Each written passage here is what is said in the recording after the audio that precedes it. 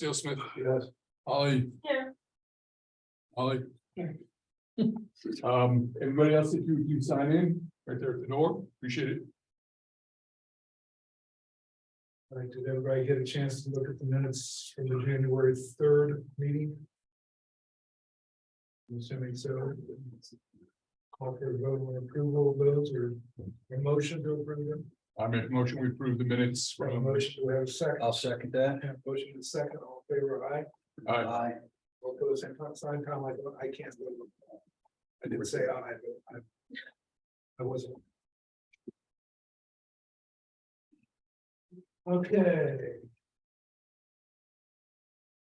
Ms. Holly. It's all up to you. All right, so we were-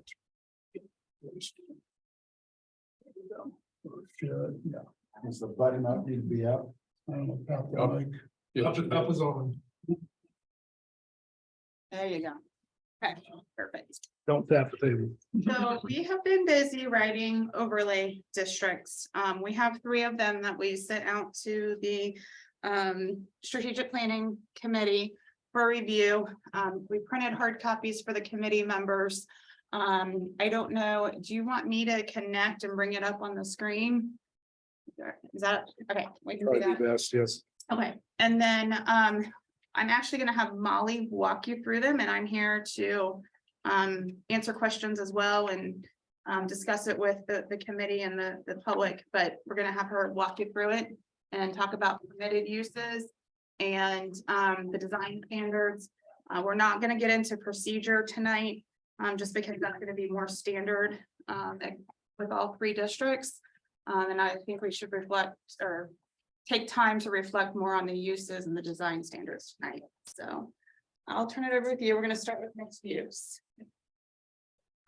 I'm Molly, everybody. I'm a planner with Crossroads Planning. Happy to be here and work with you all and present this our overlay districts to you. So like Holly said, we're going to start with the mixed use districts. We combined both of the mixed use districts into one for this first draft. They have lots of similarities. The biggest difference lies in the density between the 8 dwelling units per acre and 12 dwelling units per acre. And then the differences in both the districts are noted throughout this document here. So it starts with our purposes. We have purposes A through J here. These are all aligning with the quick strategy guide. And if you have any questions about the specifics of these, please let me know. Next, we have our overlay area. This just shows the 2 mixed use districts. So there's mixed use district A and mixed use district B referenced throughout the document. Our next section, the effect, this is the same that's in the current PRCD essentially. So there is not much change there, but what we really want to get into are the permitted uses that we have. Let's put it back on the screen. Yeah, I'm Yes, getting up she's there. Where did we get that? Sure. Where is your, since you changed your, Go to the home page and it's at the bottom, there's an events. got it. Mhm.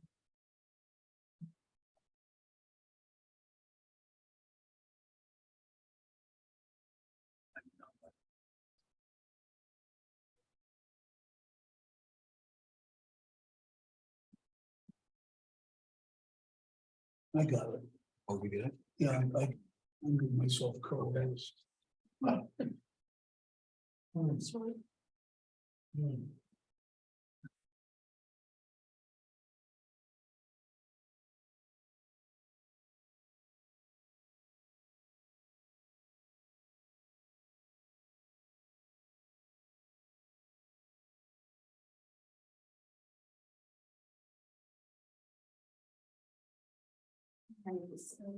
Mixed use.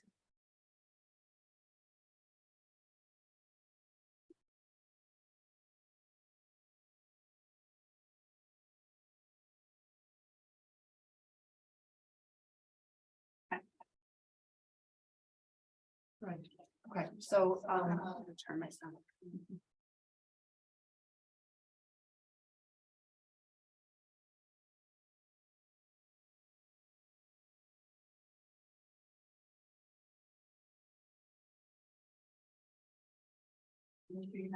Okay, perfect. So this is the beginning of it. These are the purpose statements. Again, these are aligning with the quick strategy guide. And if you have any questions about the specifics of these, please let me know. Lots of these are just talking about trying to prevent annexation in the township and protecting it this way. Creating usable open space, ensuring that we have design characteristics to guide development in the ways that we think are best for Harlem Township. And then using different economic development tools to prevent annexation. So on this first section, I guess I would take your letter A and move that down to maybe the next to the last and start this with your number C, which would be provide for an opportunity for an appropriate rather mix of uses while protecting the rural character of the township. Okay. I think that it's really the focus of what the purpose should be, at least from the company. And then in order to protect the southern area of Harlem Township from annexation, I think can go maybe below sewer connectivity for private owners. Okay. And above allowing for the pairing of economic development. Sure. And the only other thing I questioned on this was, should there be some mention of density in the purpose? No, I don't think you want to mention the specific densities and the purposes. With the control density, Yeah, we can do something like that. Sure. you know, you're talking about, again, protecting the rural character. And how you're doing, create usable and accessible open space. I would pair that somehow with managing the densities. That's fine. Managing, controlling, those are all good words. I just didn't want to put an actual number No. in there. Okay.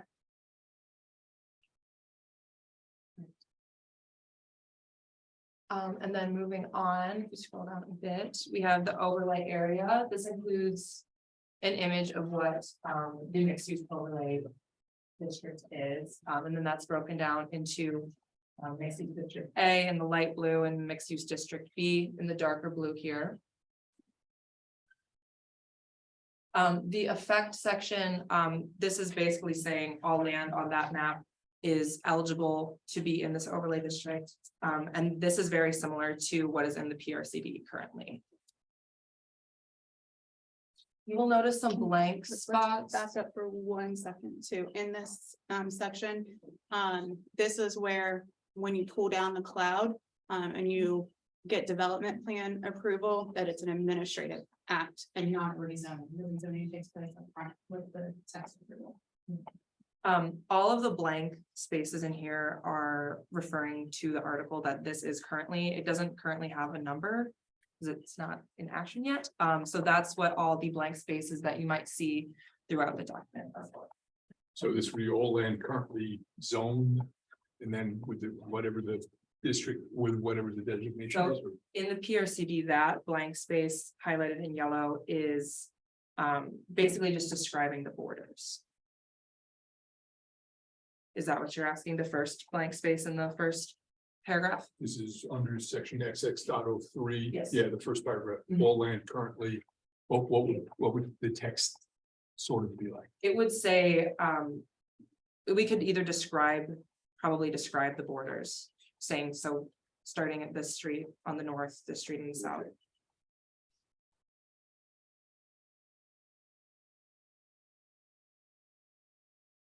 And it doesn't make any sense to actually put parcel numbers in there. Oh, I wouldn't do that.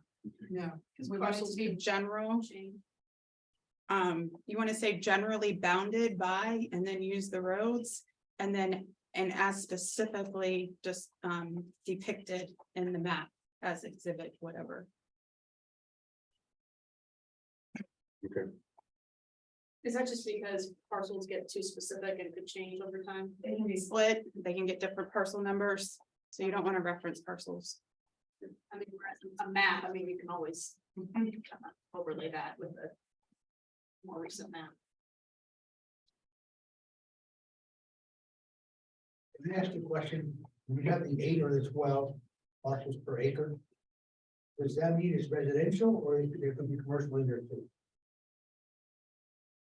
the density is referring to the residential, but this is a mixed use overlay. So there can be commercial intertwined with that. It could be a mixed use building. It could be commercial on the bottom with residential on the top. Or it could be condos with a neighborhood commercial next to it, serving it. But it would be unlikely to be like 8 commercial units on an acre. Correct. Is there a limitation on commercial versus residential? On density? The density for commercials more you typically, you don't refer to commercial as density, you could refer to it as lot coverage. And floor area, I didn't get into floor area ratios, but you can if you want to really talk about that.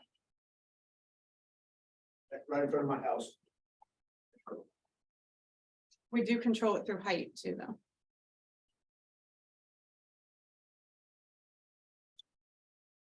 Excuse me, may I ask a question? Sure. When you determined on the south side that that's gonna be mixed use. In that one area to the right. It's bumped up, Yes. okay, and come down and go to the left.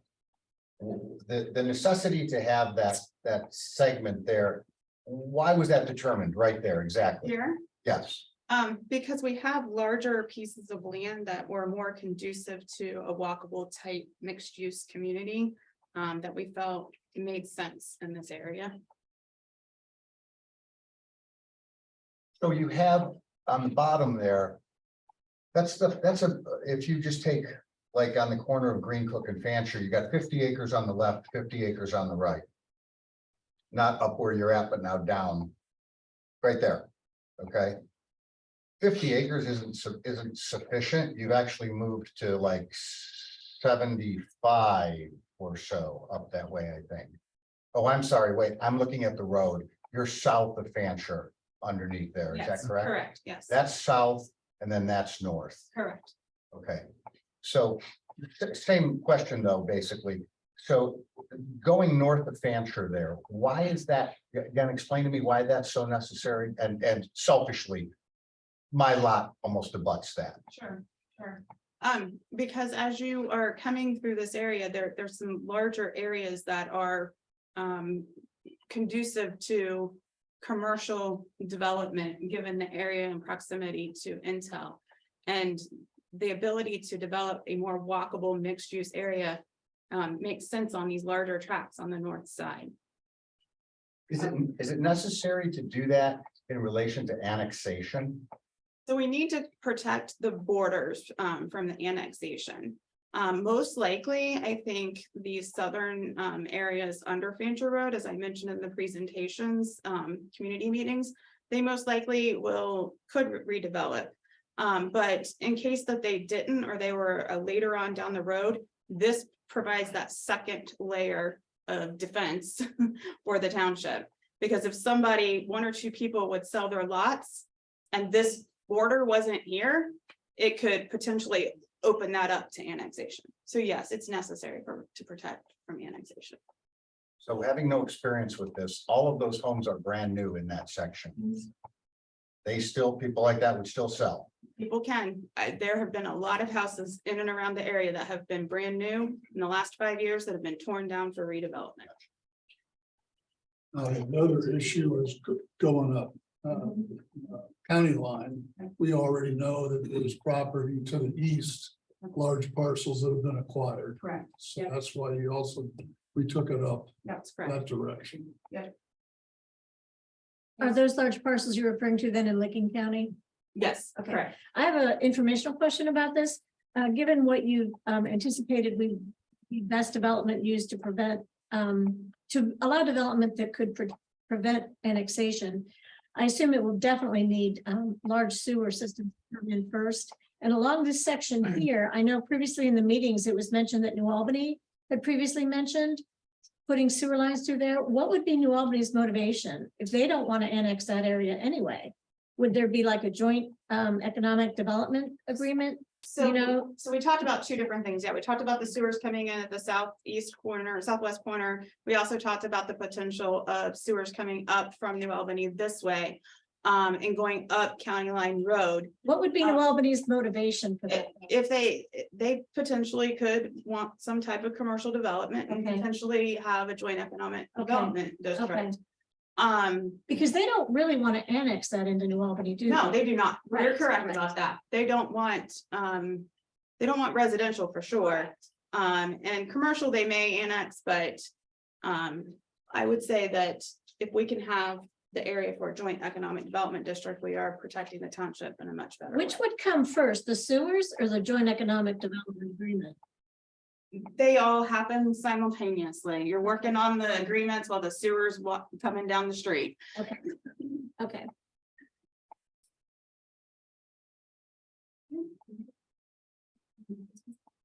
So the next section we have here is our permitted uses. So firstly, mixed use buildings, as the name of the district suggests. Then we have common wall, single family attached dwellings, so condos. 2 and multifamily dwellings, provided they comprise no more than 8 dwelling units per acre for the mixed use district A. And no more than 12 dwelling units per acre in the mixed use district B. Nursing homes, independent senior living facilities, assisted living facilities are all permitted here. Retail stores, these are listed by type, but they have to be small or medium type retail stores. And small and medium has been defined as well. I suggested under E, you strike, it says retail stores in the definition of things that are allowed, like it. And like the 1, 2, 3, 4th line down, like second to last thing, it's basically like, I think retail stores, and that lists a bunch of examples, and then it just says retail stores. Which seems a little circular.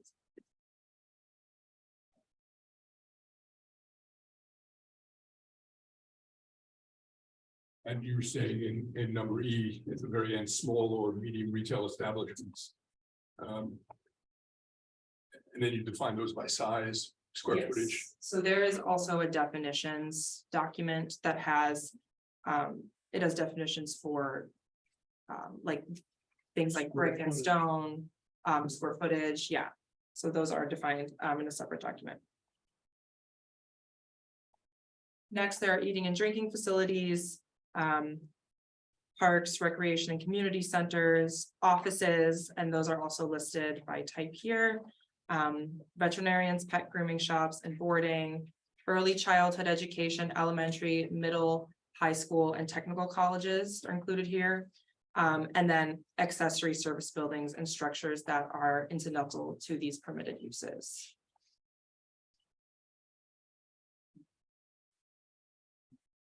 Our next, Did you say mixed use and talk about all these different types? Are there any requirement for green spaces also, or not? so all of the actual development standards are following in the document, which we'll get to. Yeah, so there are certain requirements for green spaces. Do the, on L, that's grooming and boarding. Why boarding? Because that implies runs, which implies noise. Which usually is a nuisance. Okay. So is there, we don't have to have boarding, do we? Yes. Yes, Boarding's already allowed. well, the new structure. My son owns 2 veterinary hospitals. And the new structure now is everybody has boarding to augment their income. On all the new business plans for veterinarians. So they're not the typical drop off while you go to work like boarding. But they do, regular boarding for vacations, that kind of stuff, after surgery care, that type of thing. So that's the new business model.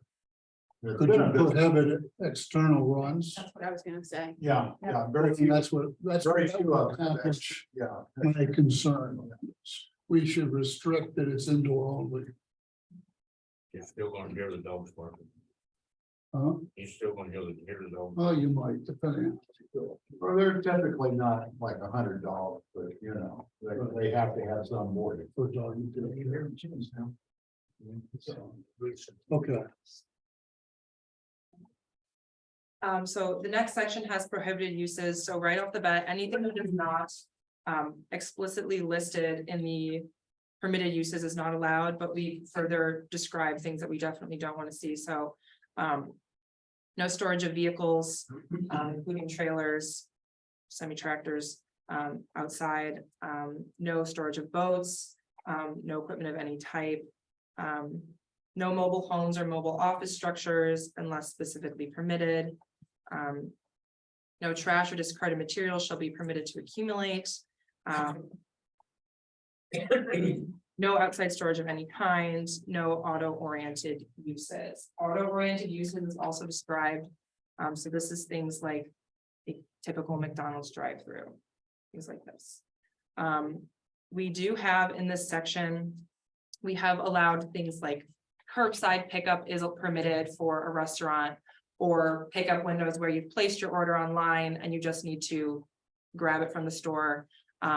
Those have been becoming more common, and so those have been included as a permitted use. But again, nothing where you're actually placing the order at the window and then waiting for your order to be prepared is allowed here. A business building in this area, I'm sorry.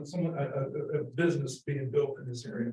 I just want to make sure that 14-day does not include like construction traffic or construction. Traffic. Correct, it would not, but we can clarify that for you in there.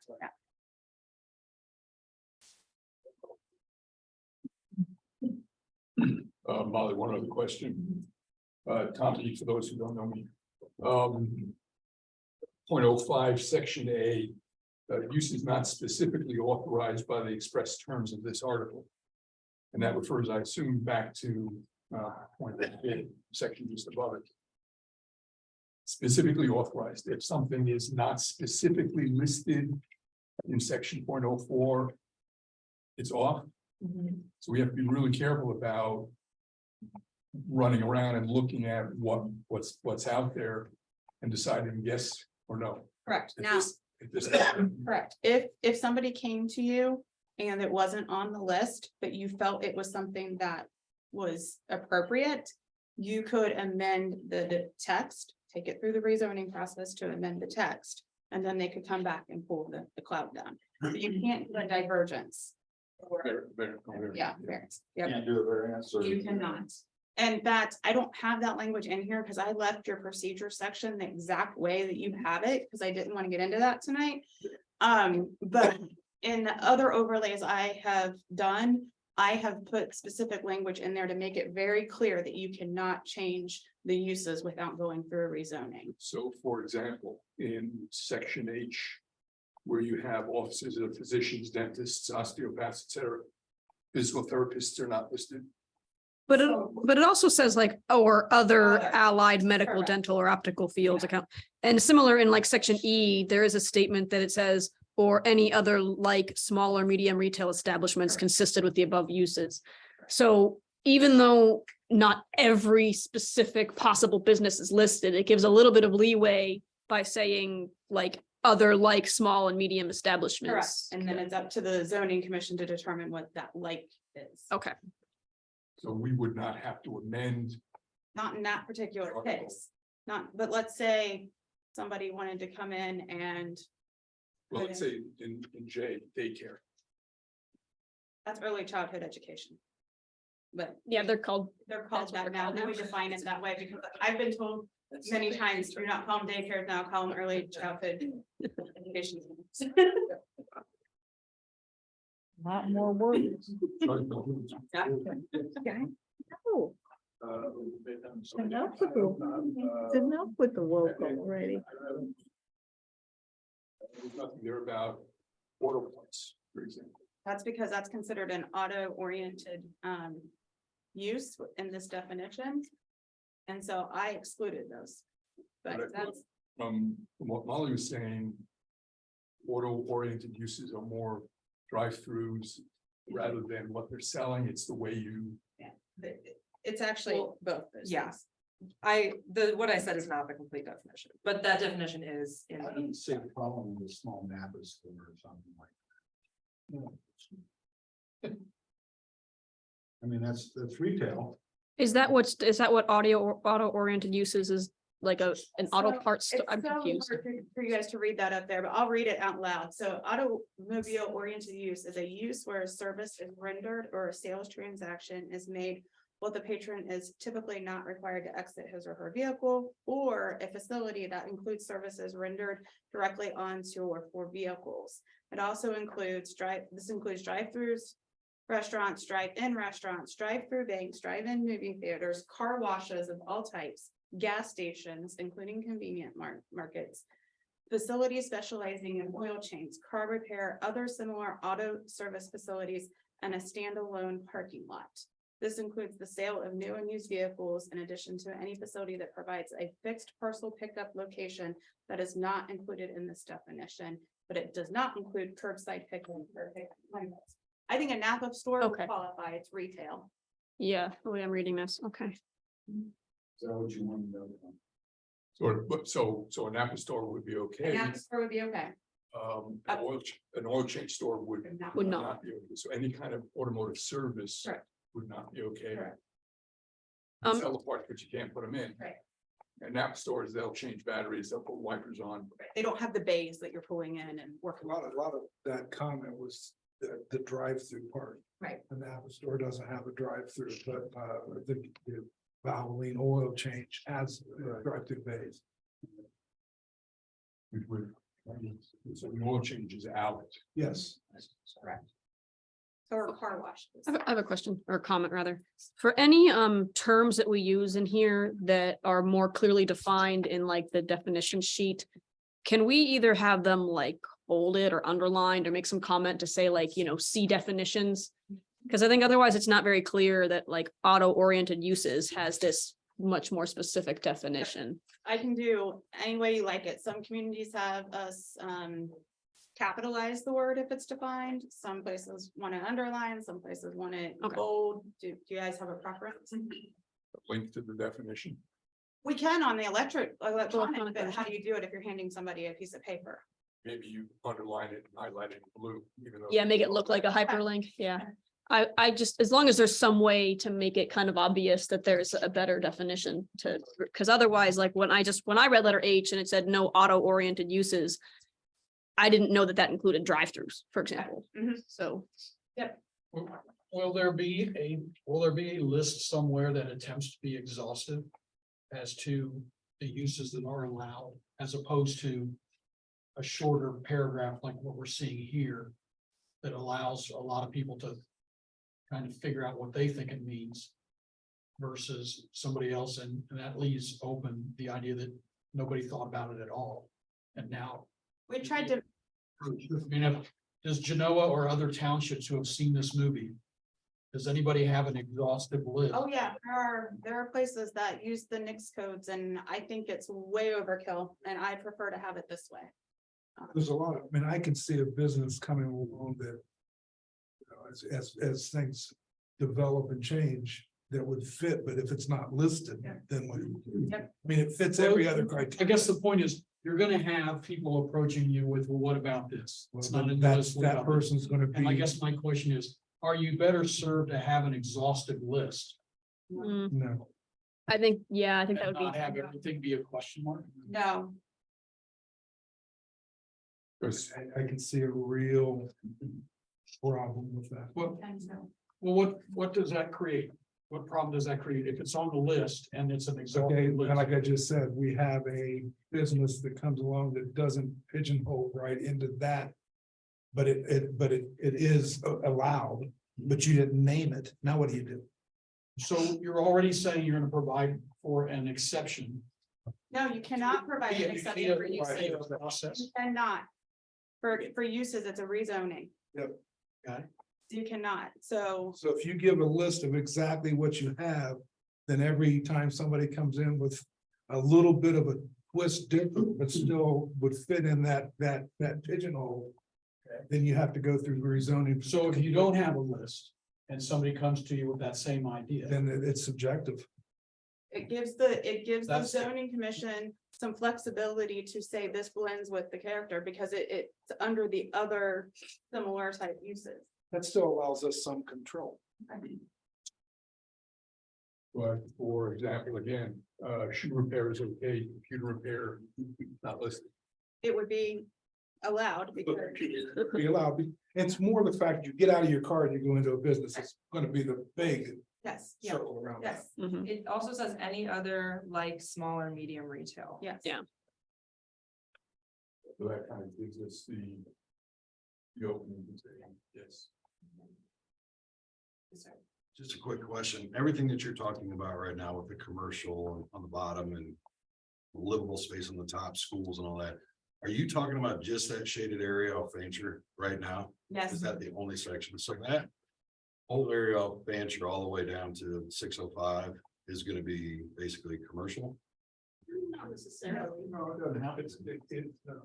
Depends on which property owners sell to developers who want to develop it. And there can be, it's also a mix. It could be commercial, but there's also the ability to have residential intertwined into it. You can retain your current zone. Yeah, existing zoning stays. So I want to tap off that. So is Harlem Township creating a sewer district to allow businesses? Because I can't see businesses all on septics. There won't be, the sewers are concerned, we've already got 3 points that are in danger of being. One definitely gonna have a sewer by 26, sewer by 26. Right. And the other, other southern corner of the township, there's basically drawings out there, maps out there that are already showing it. And then the third potential from the northwest. So what we've done, in a nutshell, and correct me if I'm wrong, is we're generating these districts and this, because especially the southern Delaware County, if you didn't see the meetings, Delaware County had accepted a certain number of people tapping into the sewer.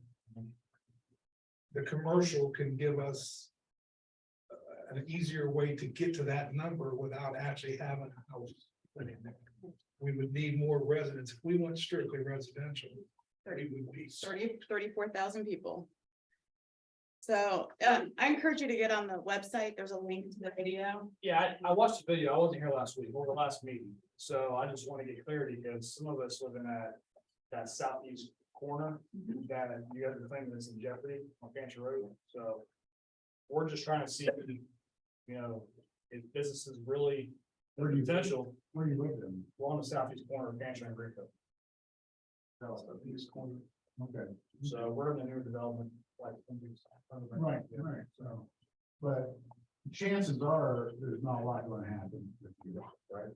But there's properties across the street, like they're saying 50 acres on both sides. Right. Then you have South Carolina line, Fancher Road. They can't deviate from the current zonings. There's different things you can do in the right zonings. Yeah, they can't go to this until you have sewer. Well, and they can't jump Fancher without having a property on the south side. Right. So if people are happy with their homes and keep those, and they also have to aggregate enough of them to be able to get an allowance to do this sort of thing, to pull it down. So if we can create the block, and you know, people are happy where they live and don't sell out because they get a mega buck offer, that's the risk. You may not want to. But your neighbor gets a visit and somebody throws $1.5 million at them for $800,000 house, they're probably gonna be saying, how do you do us for that? They might not, but that's the risk. And But you also have the risk under the current zone. That, you know, we just lost, what is that, 67 acres on Harlem Road to current zone. Yeah, so, I mean, it's, when you're talking about a 50-acre block across from, I mean, they couldn't develop that into houses now, right, without this and just use septic. So we're trying to control the growth in the sewer coming because it's mandated. Oh, no, for sure. You want to protect the township. 100% get that. Right, so I'm trying to give you an idea when you're worried about, when we're all worried about what's happening around the homes. People should not forget that there's already zoning in place and somebody can still develop. So I'm just throwing that out there. No, for sure. Okay. However, they'd have to develop on minimum acreage right now of 2 acres, right? Right. Yeah. Which to all of us is much better, but I understand the blockage of the mixed use, but you know, I mean, if you gave me a choice to drive by 2 acre lots or an assisted living facility, God forbid, a Napa auto parts store, okay? I'm gonna take the 2 acre lots Right, over but this. that choice has been taken away from. I get it, I get it. The other thing is that the zoning resolution as it exists now has an R1 article. Which is 1 acre lots with access to sanitary sewers. So that's in the zoning You resolution. can do 1 acre with a septic. Not with sanitary sewers. So it's sewer, when sewer comes, Yeah. okay, okay. So Yeah, that's what I'm saying. Don't forget, we already have zoning that allows subdivisions. Yeah, So we're just redefining and also mandating what we can control because we're being forced to take the sewer. I mean, we're not, the township has no ability to stop the sewer. and to your question, I think the township is not going to be the sewer district. Gonna be Delaware County Regional Sewer District will come down here and probably maybe with some suggestions from us. They'll run the feeder lines into the main from coming up from Columbus. So we have very little control. I have 4 questions on Zoom. Do you want me to go through those? Want to take this one first? I spoke today to Jeff Benton and Gary Merrill, the county commissioners, and to, I think her name's Meg, the woman is in charge of it. So they both, the commissioners told me that they had no intention to run sewer lines down here if the township didn't want it. And it depended on the language that you guys are sort of figuring out tonight. That agreement's already been signed. Well, now these guys, I'm telling you what they told me today. I'm telling you what he told me. So they said that they had no desire to run the sewers down here if the townships didn't want it. And that would depend again on the wordage. And then he said, as far as Columbus bringing the trunk line up, that he had been told by Columbus that they had no intention of bringing it all the way up. If they ran into residential, they wanted a commercial property to bring in, like say, because they get more revenue. They don't make any money off of a residential, but they do off commercial. So that's what those 2 guys told me today, so as well as Meg. Who's Meg? Meg. Tiffany, Meg. She's the speculator, whatever, for the sewer district. Right. Do you want to answer that one? I'll answer it. The sewers are coming and everyone I have talked to has indicated that they're extended. I've heard the exact opposite. I've heard the exact opposite. That sounds like the opposite of what we've heard. Yeah, the contract's been left. Yeah. They're Contract's boring. Well, either these guys are liars or, No, I don't think they'll set the date. They're not liars. well, apparently they are. They've read all this stuff. They were pretty knowledgeable on, I mean, I was teaching them it. And they were. No, well, I'm just saying they're not up to date. I can only tell you that about a month and a half ago, I talked to the engineer in Delaware County that was assigned to the project. And she told me that the city of Columbus was in the process of reviewing the bids to get the trunk up to the Smothers Road roundabout. And that they were going to award those by around the middle of November. So this was the engineer that was on the project, and she was asking for our input in the future as it got closer to determine where they would want those trunk lines to go. So I don't want to say the people you were talking to were being dishonest, but I talked to an engineer in Delaware County that told me exactly that level of detail of what was happening. So And I have spoke with them also, and they were actually trying to how they work and how they make them larger and smaller and all that kind of stuff. They're working on it. So what I think the county commissioners maybe not have been explained to you is that usually it's developer driven. And that's what they prefer. In other words, once that trunk comes up there on Smothers Road, that they would want somebody that was building a big development to tap into it and pay for it themselves. Right. But that's what they want, but that's not necessarily what's doing that.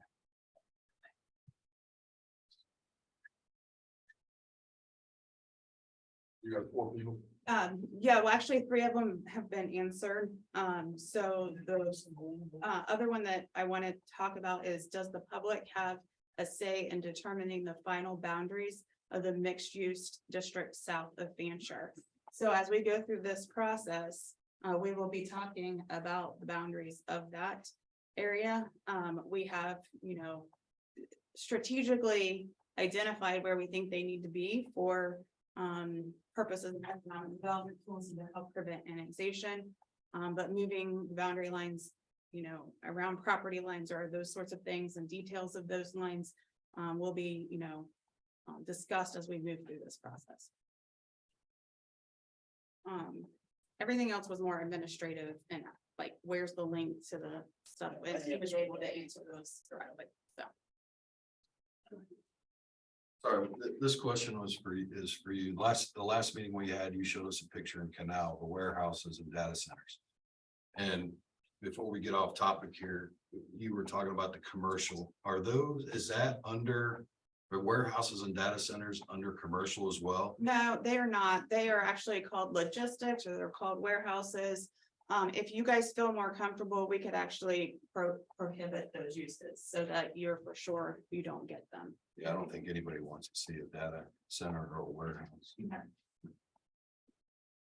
At least there.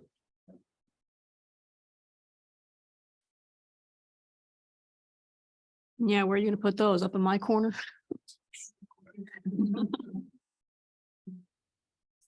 Put new power lines in. Mm. Yeah. Next, so after this prohibited use ones, we get into the design standards for all of those. So site design, talking about having building height, surface materials be compatible with the surrounding area. Minimizing environmental impacts, retaining or replanting native vegetation. So on and so forth. Number 7 is a good one. It says include viable pedestrian circulation system, meaning a minimum of a 5-foot walking path or a 10-foot wide asphalt multi-use path throughout the development. So this is talking about that walkability, connectivity, trying to understand where people are going to want to be walking and then designing those paths to serve the community. Building design is the next section in here. And this is where we start talking about a rural design theme. The goal of this is to make it unique to Harlem Township and using materials and colors that transcend design trends and are more in line with what you want to see with rural design for all of the buildings. So specifically, we have that all exterior elevations shall be comprised of 80% wood, fiber, cement, board and batten, brick, or native or cultured stone. These are definitions that are defined in that separate document that I will add to be linked. We also talk about the 20% of accent materials, specific building colors. Currently, we have building colors shall consist of earth tones limited to browns, tans, and grays. Building colors may also consist of white and barn red. We have some photos in here that kind of show something that we're looking for in regards to color as well as specific building material design. Below this, we have design elements. So this is saying that there shall be no blank walls of any sort. Where expenses of solid walls are necessary, they may not exceed 20 feet. So then below this, we have a list of different design elements that we think would be good to see on all of these developments. So introducing windows, having wood columns, patios, decks, trellises with plants, things like this are all included. And then these pictures on the side are just showing some examples of this. So the picture in the middle on the left you see there are some planters with some native plantings in there. The image below is a mixed use building, but has more of like a barn style to it. And then just scroll down a bit.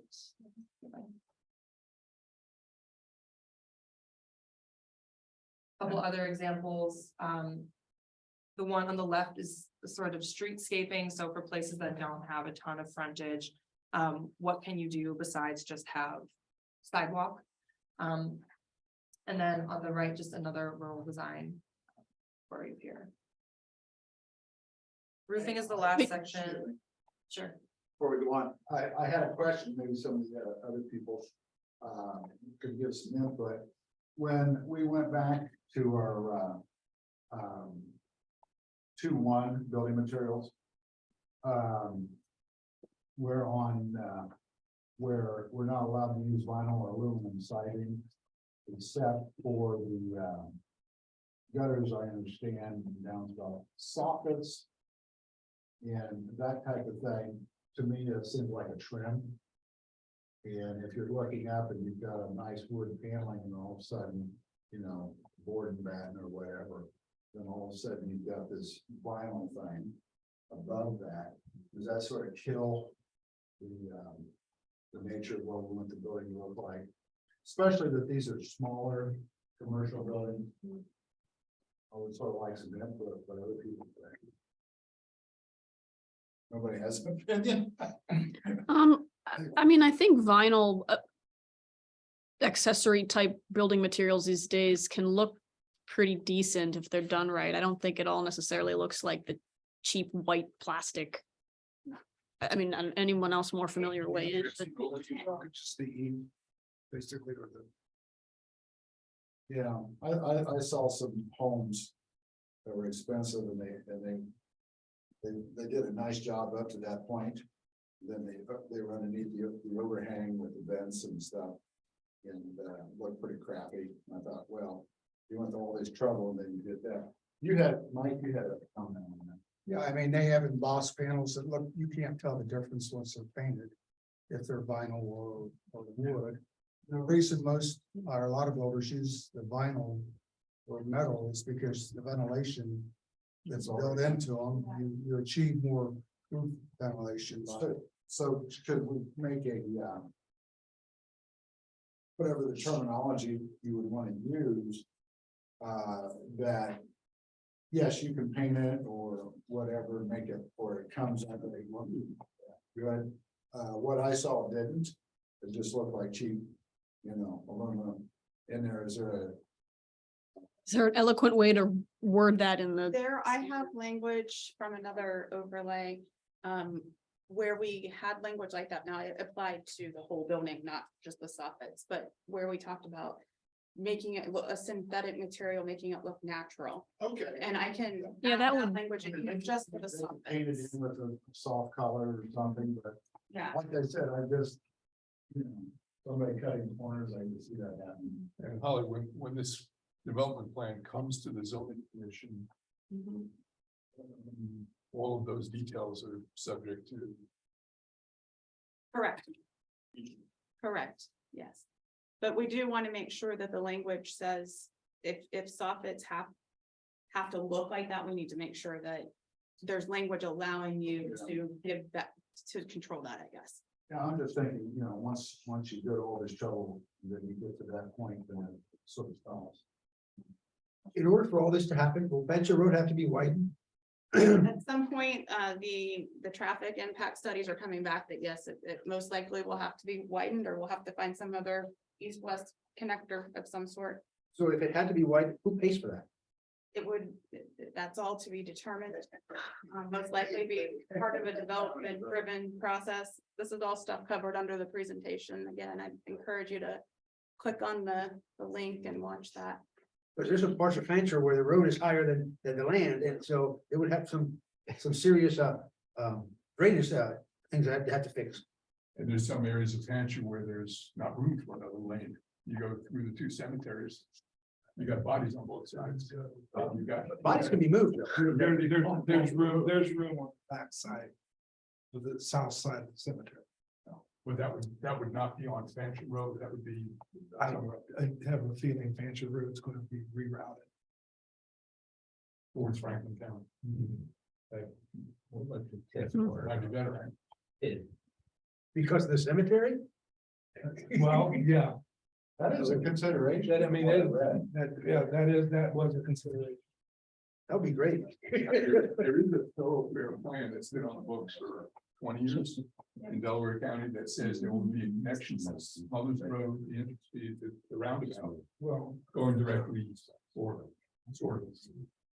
the bridge, I mean, let's go all the way back to the bridge. The bridge is going to get widened. We've been told that. So if the bridge is getting widened, they're going to do something. The bridge. Across the reservoir. Across the pond. So in the same vein, there's a question here about, like you just asked about Fancher, how about Harlem, any sense of Harlem Road being widened? I have not heard anything about Harlem Road. Everything that I've been hearing about is Fancher Road and Center Village Road. It's more of the east-west corridors that are main focus. But it's early days, I mean, being careful there, I mean, we trying to report what we know, but not to spend. Yeah, because logic will tell you, if you have east-west corridors, you gotta have a north-south connector. This Mother's Road. I think. There's a lot of dams out there. So, Dump them and into the to- reservoir. To Steve's point, we were in a meeting earlier and it's, no matter what you say today, it changes tomorrow. So we can't for sure tell you anything at this point in time. Other than that, roads are gonna have to be widened at some point in some place. And They're either gonna be wide, or the roads are gonna be added. Yeah. Some, they are going to increase the east-west.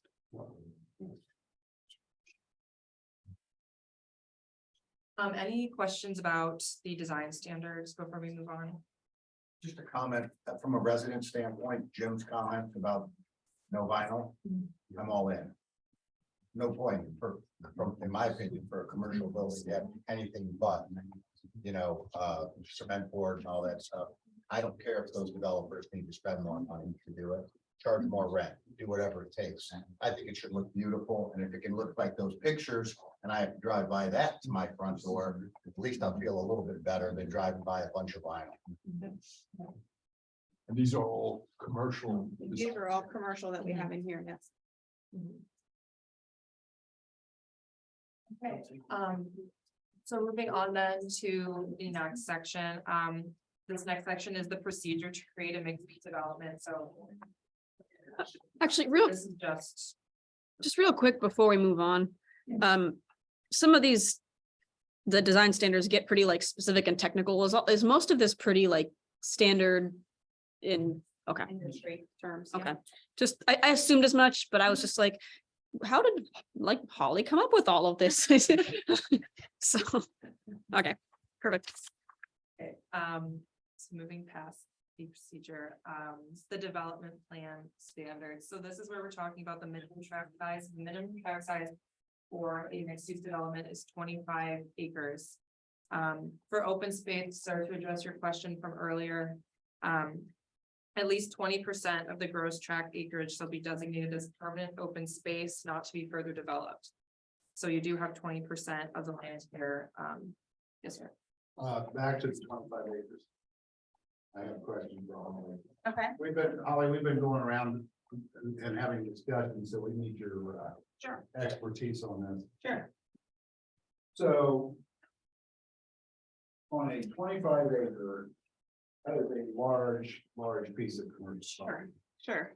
All right. So if a person wants to put in a small strip center, which the township encourages, and shops and stuff. How do they go about that if there's a 25 acre minimum? So, I gotta go over to. It's not in here, what we need to add it, but there should still be a minimum lot size requirement If it's within. 1 acre, but I didn't know how that came out of this. So that you would have, they'd have to provide a development plan for the full 25 acres. And then they could divide that up in any way that they want to divide it up. As long as nothing is less than that 1 acre. So the person with that wants to do the small strip center has to buy it off of something that's already purchased. And it has to be, it has to be part of an overall plan so that the connectivity. Bought the 25, and now they're splitting it off. I don't think so. I think the larger developers are gonna have to develop what you're saying.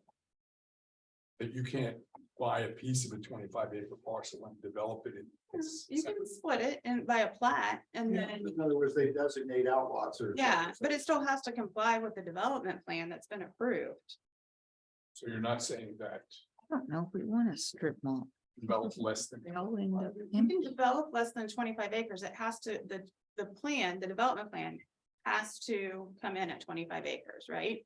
And then you can phase that development of the 25 acres over time into smaller pieces, but it has to all fit into that greater development. Well, so going to that, thanks for bringing that up, so that answers one.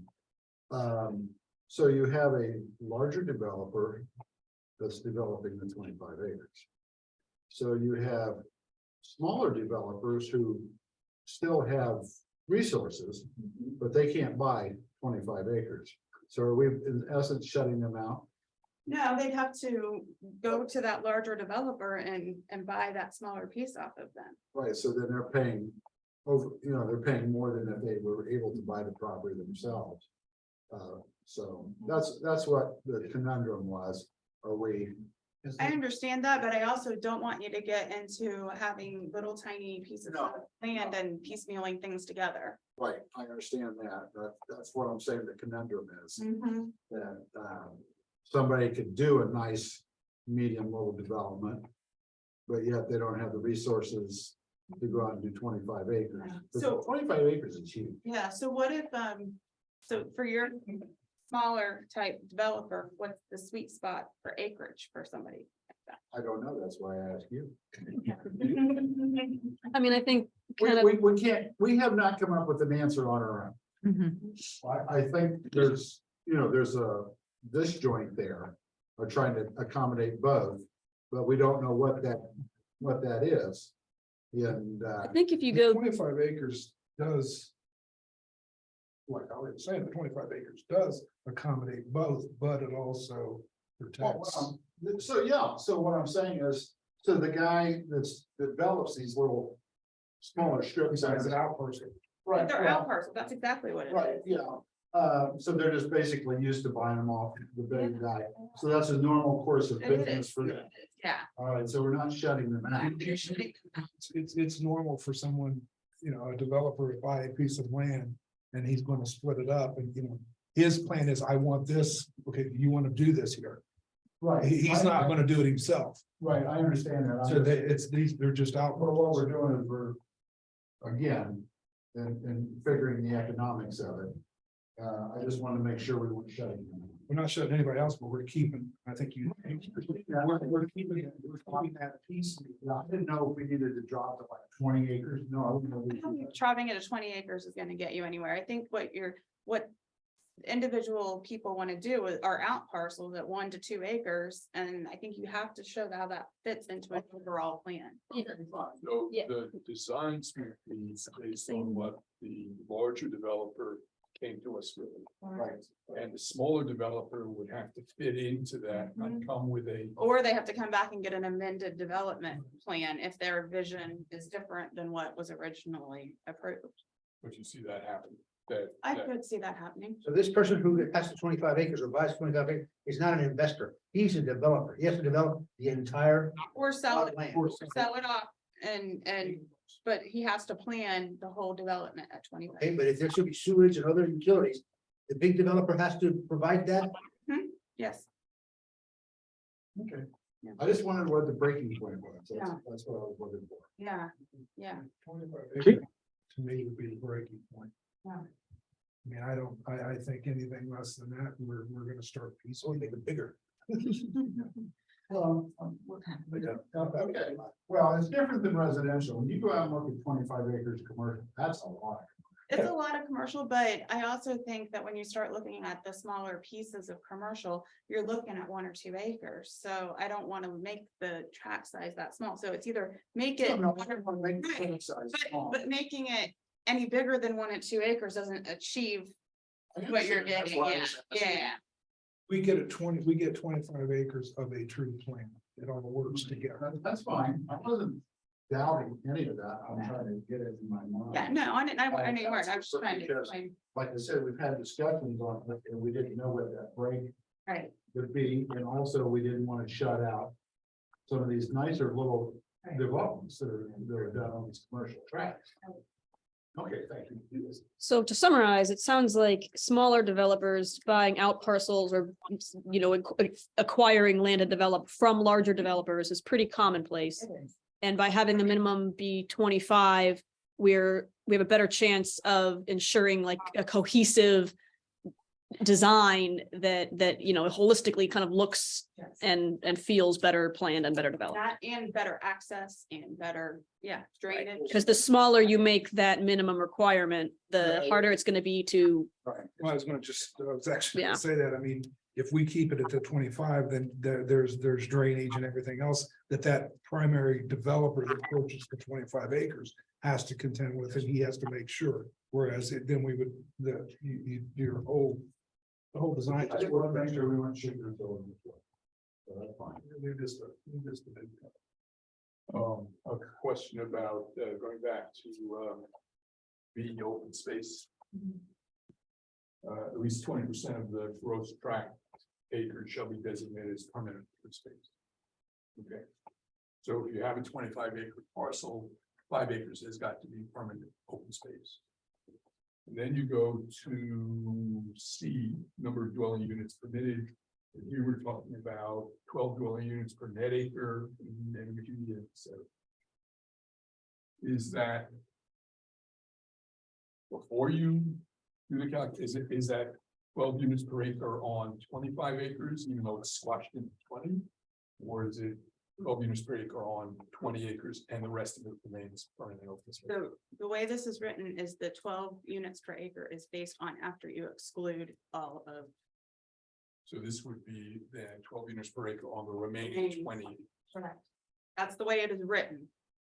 Can always be changed if that's not how you want it, but that's the way it is written. Is parking considered open space or not? Has to be green space. Green space.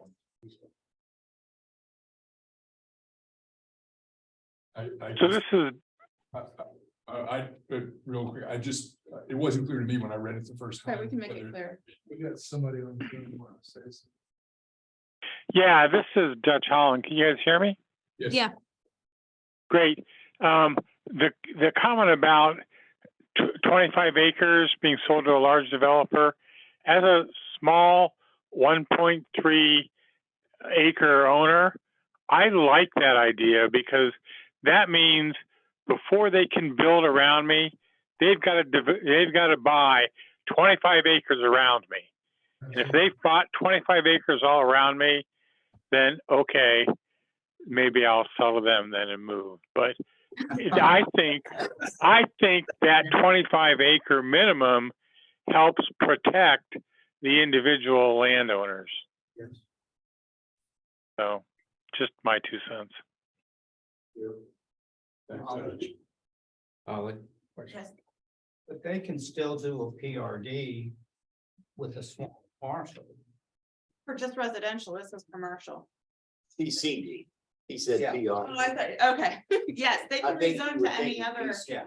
correct, that is correct, no, that's a very good Have to point, be 25. correct. If they want to go through the whole rezoning process, they can Yeah. request another zoning district that accommodates what they propose to do. Based on the comment that. Yep, It's a planned district, but it's not an overlay. correct, so it has to go through the full rezoning. It has to go through the full rezoning process. And in that full rezoning process, the individual neighboring landowners are contacted and have input, correct? Correct. That's correct. Okay.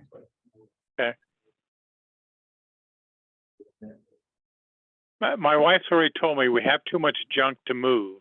So I'm really not interested in moving. But, that's why I like the larger acreage required to build. And then my area, I think it's 3 houses per acre, 3 dwelling units per acre. But if they have to have that larger amount to build that around me, then rightly or wrongly, I'm taking solace in that fact. Good. So to play the devil's advocate, you were saying maybe more than 25 acres. What? The bigger the better for me, because I'm in the north side of Fancher, so. No, but I think 25 is still a good chunk. Across the street from me, each of those lots are 5. There's 3.2 acres for a single lot, so it'll take a lot of lots Okay, that's 25, that's fine with me.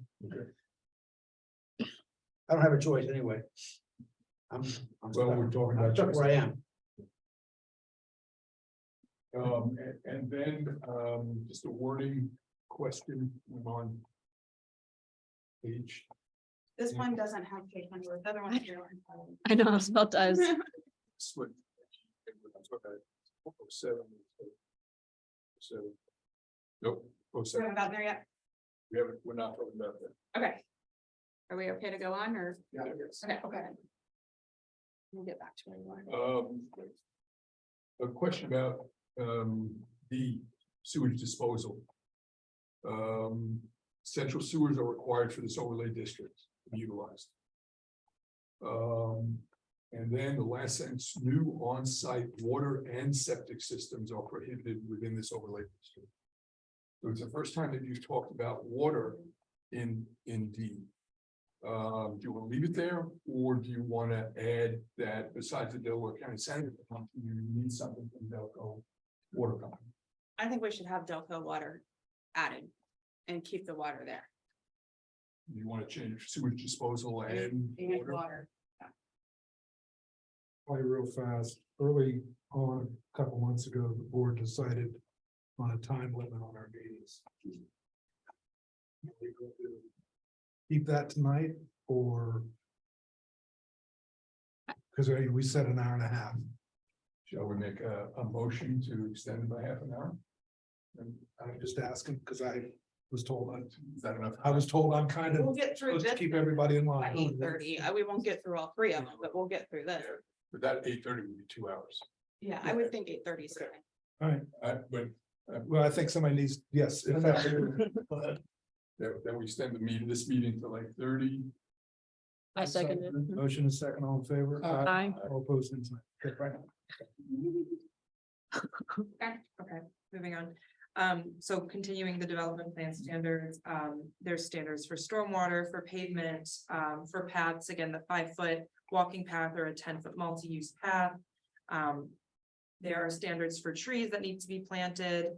And then section or line M, is what I would really like to talk about. This says that existing tree lines must be preserved and that a 200-foot woodland buffer must be established from the right of way of an existing township or county road for any new development. 200 foot? That'd be great. Wow. Exactly. So in this 200-foot buffer, minimum of 40 feet must be native vegetation.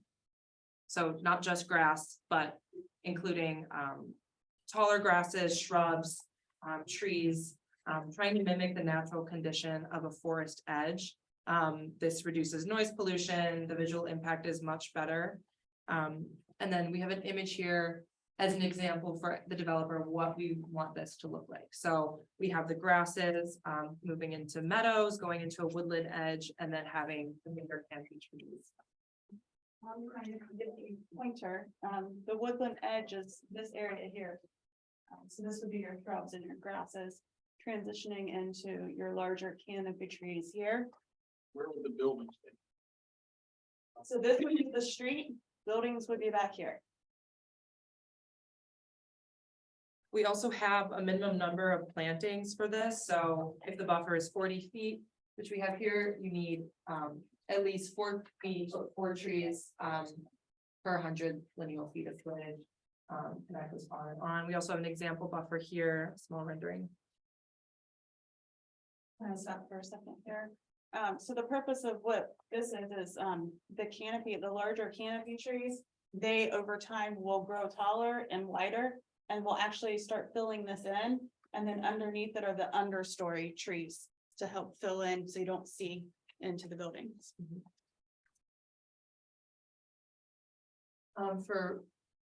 Yes. Question about that 200-foot buffer. That green space would be counted as potentially meeting part of the requirement of 20%. It would, yes.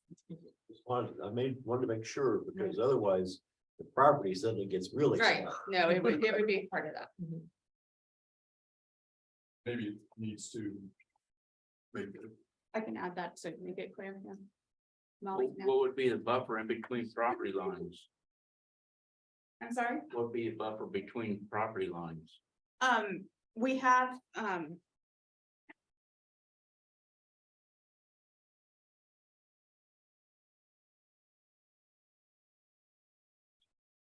Page 14 on one. yes, we have that farther down, so we'll get there under a landscaping section, we'll talk about buffers between. lots. Yeah, tree and with the undesirables. Sure. That's the Roger calorie pear? pair. Okay. It's the same family as So calorie, they're the same. calorie pairs, I think.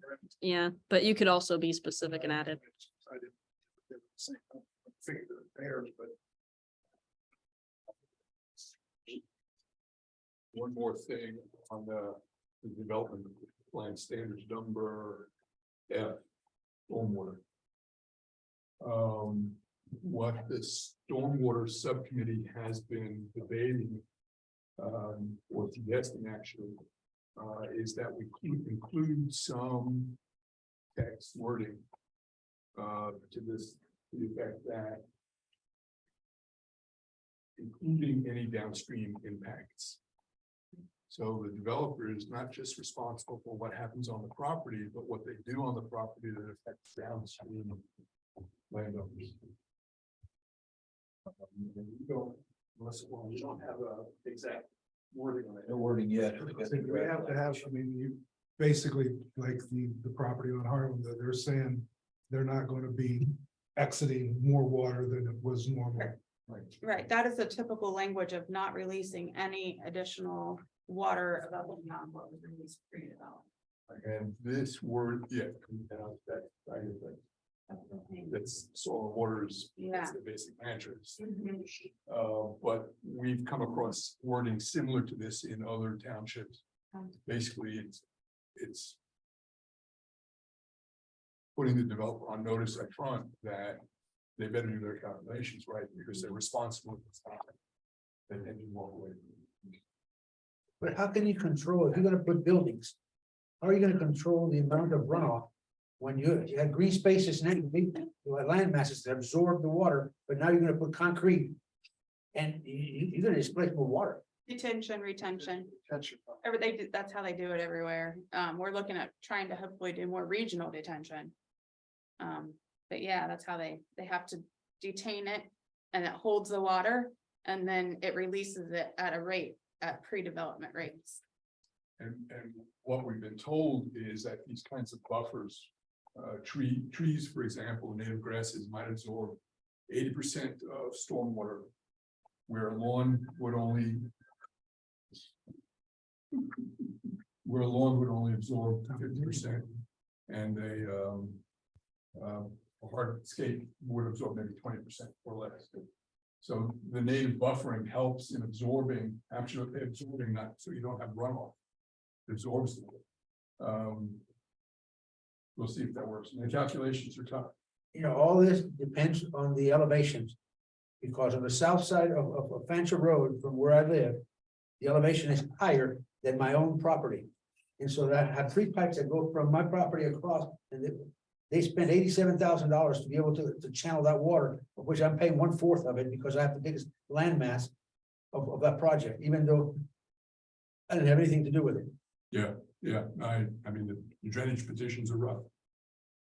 And you're probably in the Rocky Fork watershed. Which is different because I have no idea. I'm just east of Miller Paul on Fancher.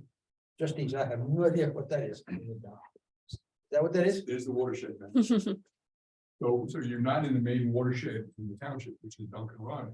You're south of that, and that water flows south. Yeah, right through our property. 3 15-inch pipes. And we're trying to develop a township-wide plan. So that each property owner doesn't have to manage the stormwater on their own, part of a drainage plan. I don't know if this is. Too late for us. They already get the taxed us for it. Yeah. Well, No. Yeah. Oh, yeah, that's not yours. Sorry. Yeah, Okay, there we go. So this section is talking about earth berms, so we have that low maintenance ground cover shall be used for this. When they are determined as necessary. The berms are discouraged, but when necessary, they shall be constructed with a 3-to-1 slope. And I wanted to ask about it because originally in the presentations at the community meetings, I discouraged suburban type mounds, which to me are taller, more rounded mounds with just trees planted symmetrically and exact spacing down the top of the mound. This to me is a little bit different. This is where existing topography might lend itself to allowing a little bit of a mound. The other thing is that I did have a property owner come up to me after one of the meetings saying, sometimes you want some of that topography to help with the sound.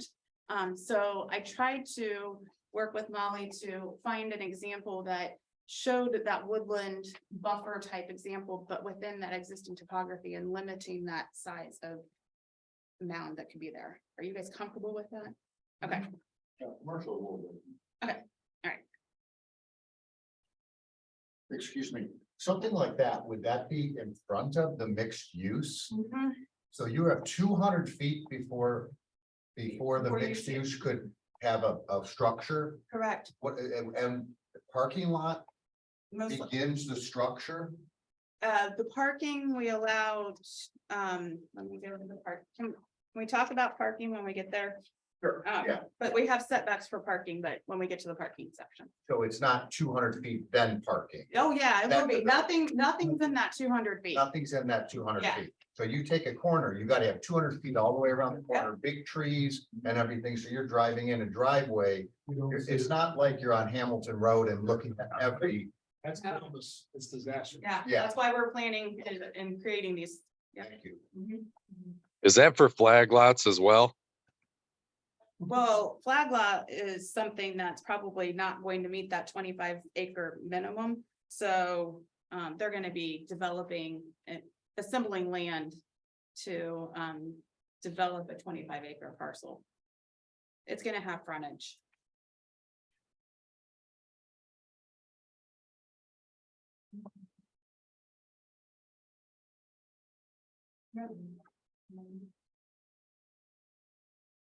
So then we have the bulk and area requirements. So this is minimum tent size, the minimum lot size, which we're talking about. So on and so forth, setbacks, maximum building height, maximum lot coverage is 80%, taking in that 20% from an open space. Yes. Building height. Okay, we're not allowing flat roofs. Correct. All right. It's 45 feet. How many stories is that being calculated? It's typically 3 feet when it's flat, or 3 stories when it's flat roof. You're probably only gonna get 2.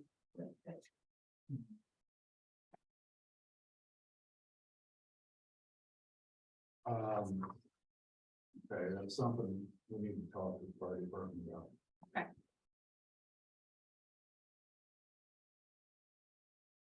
The only question I have on this page with all the area requirements is in like the first asterisk.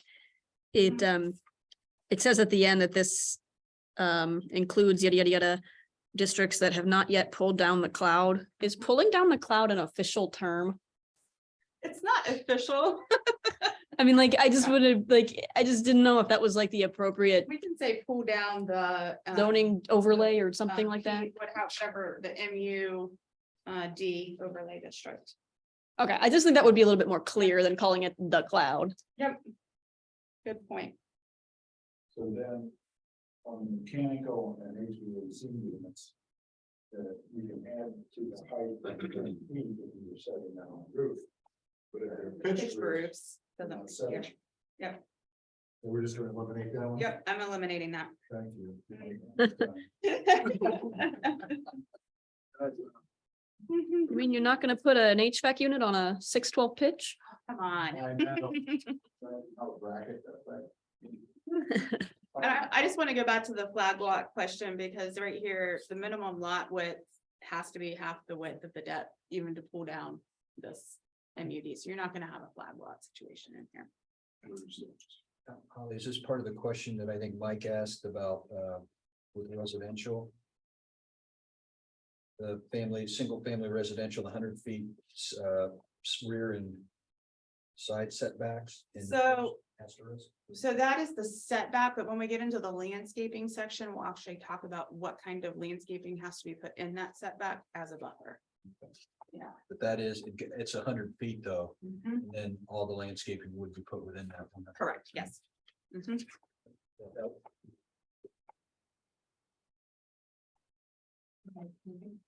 And what's the maximum height again for these structures, Right now, we have 45, but we're gonna talk to the fire department about it.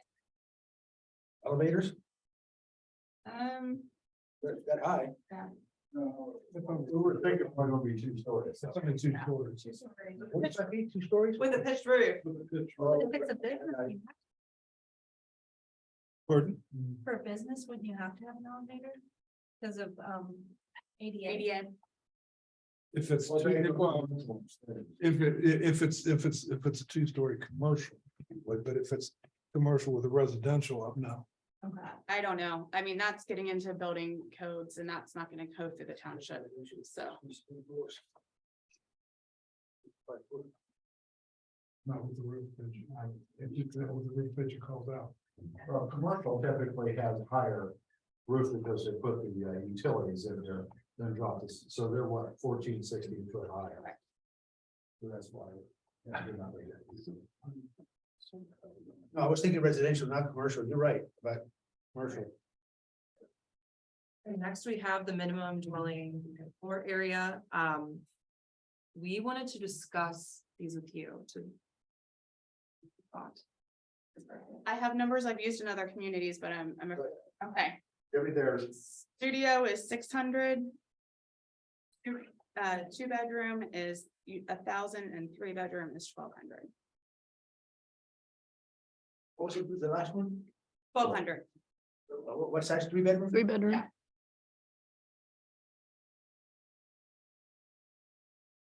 the problem is, the 600 is a little small. That's what I thought you guys would say. 800 for that? We did 750, they were pretty high. 50? Okay. I mean, does studio and 1-bedroom have to be combined? Cause if it's a studio, you could get away with smaller. I don't think you really want. Depends on the generation you're talking to. Yeah.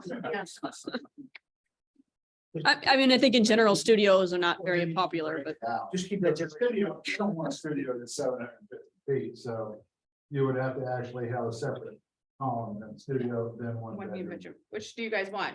Take away studio or separate it out and have studio 600, 1 bedroom? Okay, So then you do the studio at 600. 600. right? Yep. Okay. I doubt you'd get a lot of developers putting in a ton of studios, but I feel like we don't want to exclude, I don't want to exclude the option. And just. Matt, you've got a 250 step up from 750 to 1,000, you want another 250 step up. to 1,250. We could do that. Yep. I don't know what a developer would say, Usually that third bedroom's a lot smaller. the 1,200's enough. Yeah, I mean, I recently lived in a 3-bedroom apartment. It was like 1,240 and I mean, it felt very spacious.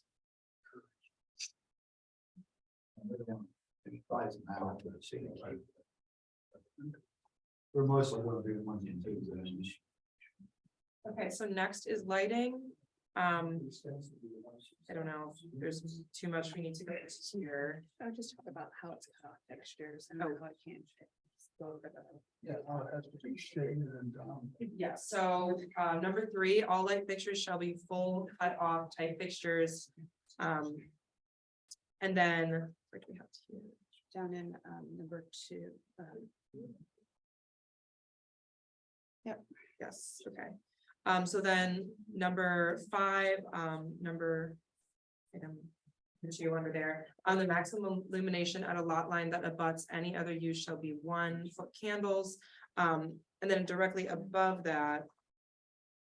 If it is next to a lot that is zoned for single family, it would be 0.3 foot candles.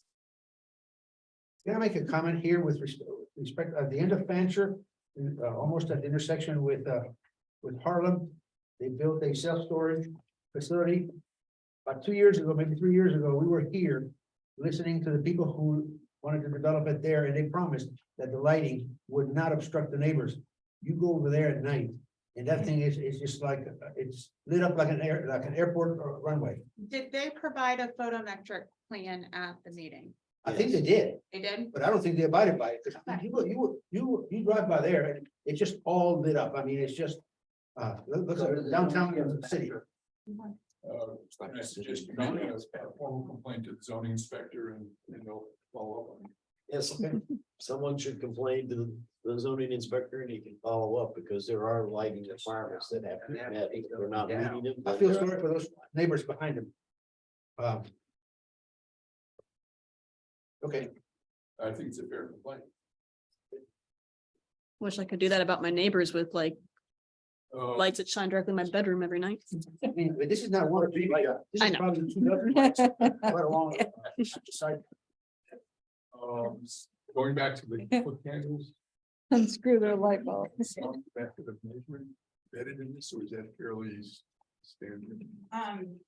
We can note the, type of, tool that is used to measure it by, yep. What's it called? Like a photometer or something technical like that? I don't know. So it would be measured from At the lot line. Lot line being the street. It would be, if the front lot line would be either the right of way, depends upon. Front line's a little different, because it could be center line, it could be dedicated right away, and you have a front line at the right of way. But on a side lot lines, it would be measured at the property line rear. of the property.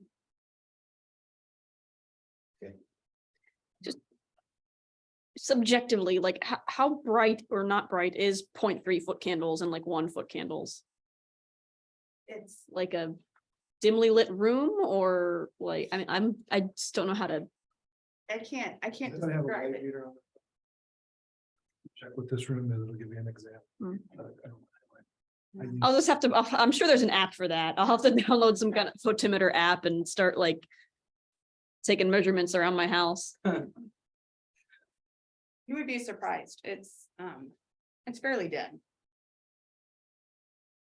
So you've got, lumens called out in number P5. And foot candles. Nothing about the color of the light, or have I missed it? We do not in here, and there's signs for, if we have digital signs, we have the color specified. We can talk about color. You know that, lights that are either lenses that are red.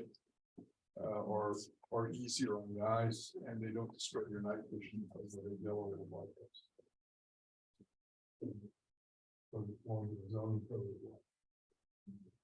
It's actually a good point. It doesn't talk about color temperature at all, does it? We'll add something about color temperature. How do you feel about number 7? In In the lighting. All non-essential outdoor lighting. yes, Or not after business?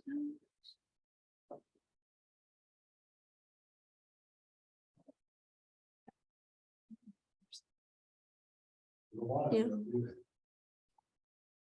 And some communities don't like it and some do. So that's why I had her ask you what your preference was. Is it a security issue or? Why don't they like? Because of a safety issue.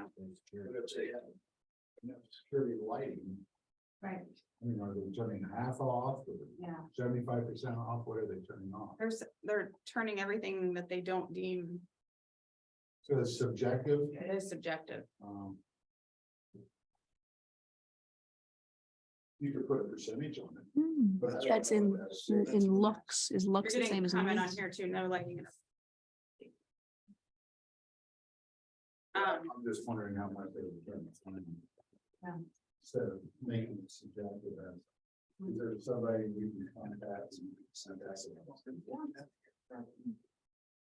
can ask. I'm sorry, I was pulling up a light meter, so what do you want to know?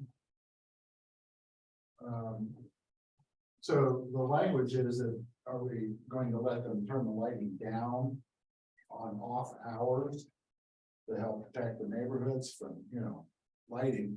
But what is safety? So is it reducing it by 75%, 50%? So that you're getting both results. I would say if we're gonna do something like that, we set more of a, this makes sense, a distance from the building structure. They're gonna want to keep around the structure, may have, maybe go to 50% so far out. Yeah, I like that.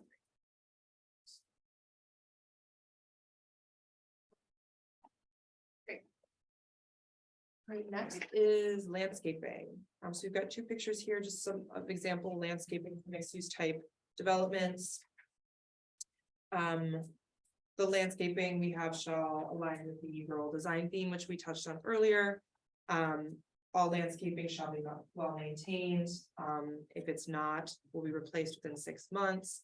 All landscaping material needs to be shown on the required plan. So on and so forth. There are some things about site triangles here, so not allowing landscaping to become a hazard to anybody for driving. And then we have parking lot screening here. So this is saying any surface parking lot adjacent to a public right-of-way needs to be screened by using one of the following methods. There's 5 of them listed here with a couple of pictures of examples.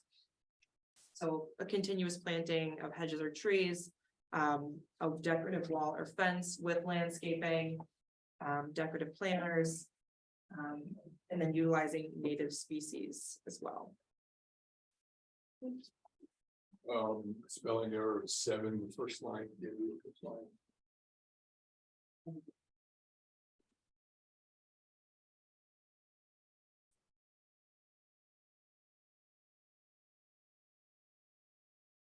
In the number 2 bullet, where it talks about opacity, is that, so 50% winter, is that like, obviously then this winter, the trees don't have leaves, so you could see through more? Right. Okay. So. Okay. Isn't that's the way opacity is defined, is that accurate? I always thought of opacity as like the percent openness, so a higher opacity feels. If something's opaque, it's. Oh, okay. Fully, you can't see. Okay, then then my mind's mixed up then, thank you. The next section. Okay. The next section is going into parking. Can we stop for a second? I'm sorry. I'm gonna add some better landscaping between lot lines, because I don't, I think we need to address that, get to your comment, so we'll add that.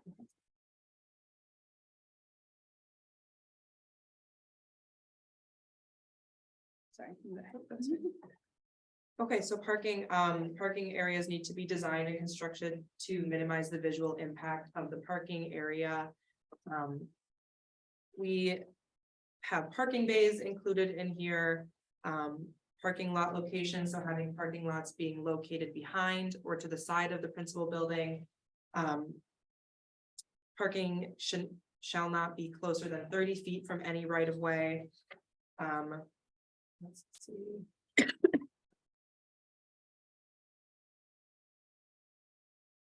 There are standards for parking bays, so saying that there shall be no more than 24 parking spaces with a maximum of 12 spaces in a single row. So just breaking up that parking a little bit more. We have requirements for parking lot islands. And then parking lot screening again is required here. Then we go into the number of parking spaces required for the uses, and we have this nice chart here breaking down every permitted use that we had in the section above, talking about permitted uses, section 04, and then breaking it down by a minimum number of required parking spaces and then a maximum number of required parking spaces as well. We did this to try to minimize just a ton of unnecessary parking, a ton of concrete down on the ground when you could potentially minimize this. So that's where the maximum and the minimum are included here. I have a question. It says one space per dwelling. We're talking strictly commercial? So it says for the mixed use building, is this what you're? Right. So one space per dwelling, that would be residential, and then one space per 265 square feet of non-dwelling space. So I can change that to say residential if that's clearer. Well, so then we have a problem. Yeah. That's not enough parking per apartment. Well, the maximum. Well, that's the minimum. There's two columns there. That's maximum, but people will abide by the minimum. if they- Not necessarily. I actually have developers that come in a lot of times and say that the maximum is too low. Or minimum is too low, and so, yeah. You don't think somebody's gonna take advantage of that? People don't want to live somewhere where they don't have enough parking. Exactly, So, you don't know that until. well, then they move out and And the other thing with the mixed use buildings is that the businesses are not always open. So Right. being able to help them share spaces, that's why you can typically reduce the apartments down a little bit when you're as part of a mixed use building. the only comment I have, and this is just because it's very familiar to me, is early childhood education. I think the maximum needs to be increased because my daycare, it is a madhouse trying to get in and out at drop off and pick up. So I think there needs to be some allowance for like one space for every employee plus some number of spaces per enrolled students or something. And it probably doesn't need to be the amount of high, but it's just when typically all their employees are there every day. They don't have a lot of like support staff that's not there during their opening hours.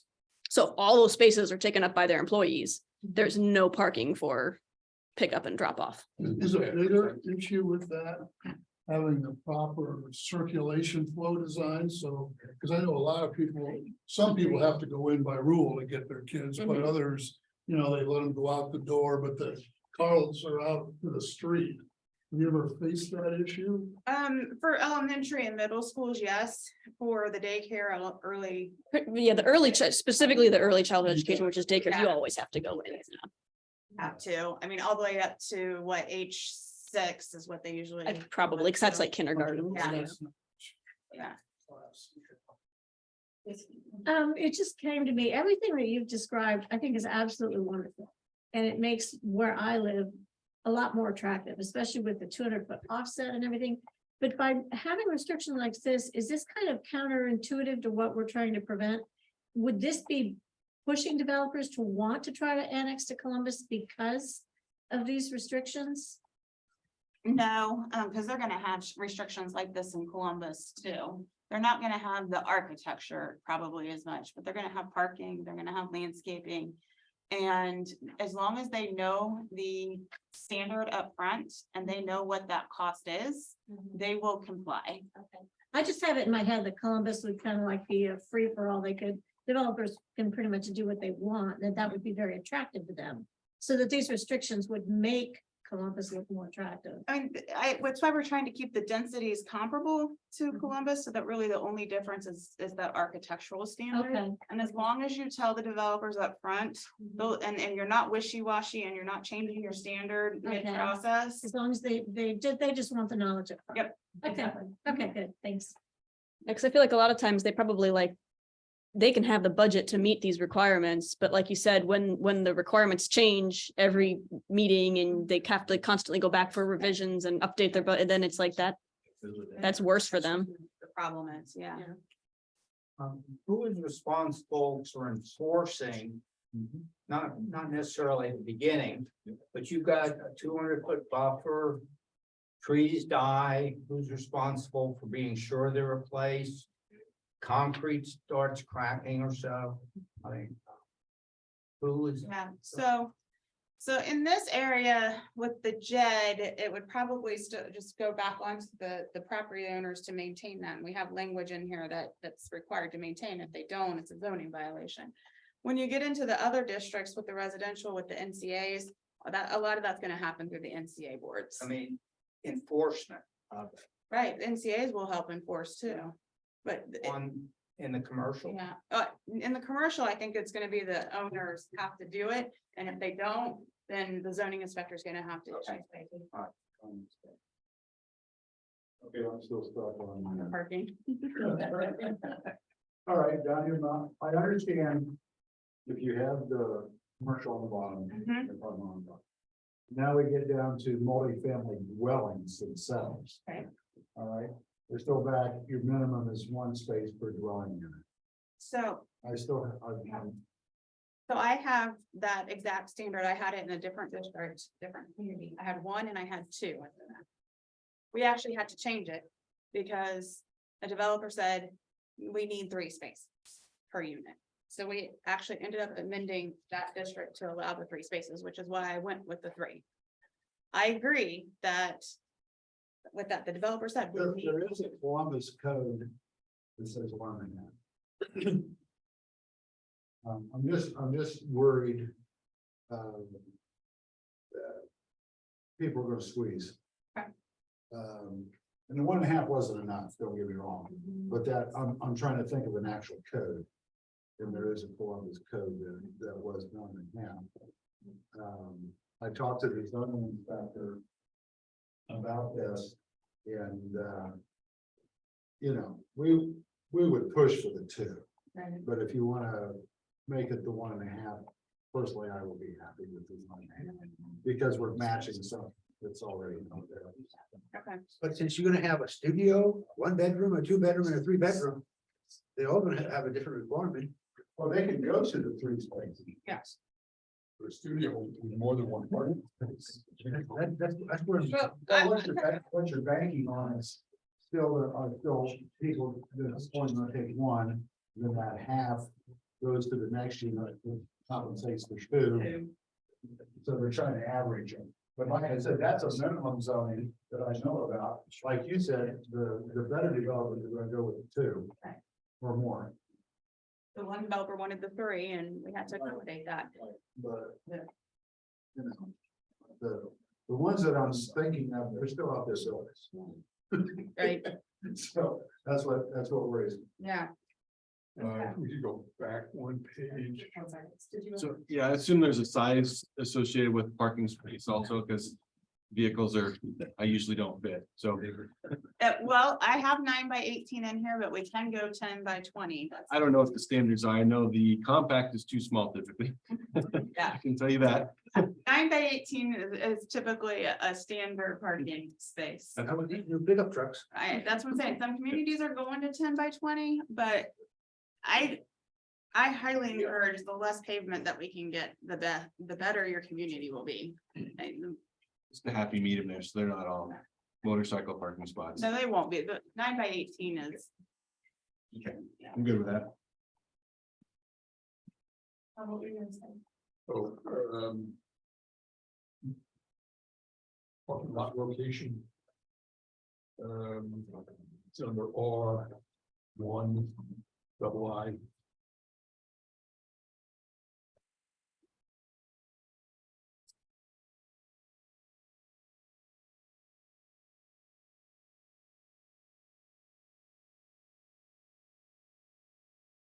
Page after that, yeah.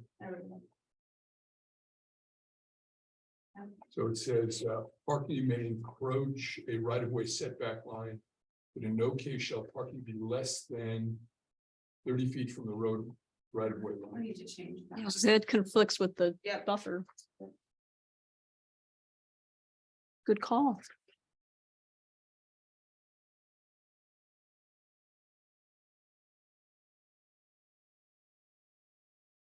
Now, would the 30 feet apply to the other sides though? That actually has a 5-foot setback under the next line. So what is double I gonna be? We're just taking it out. It has to meet the 200-foot setback. What is the setback on the back side of a building or on the back side of the property? For parking? 5 feet. If it's abutting another commercial property, 100 feet, if it's abutting a residential.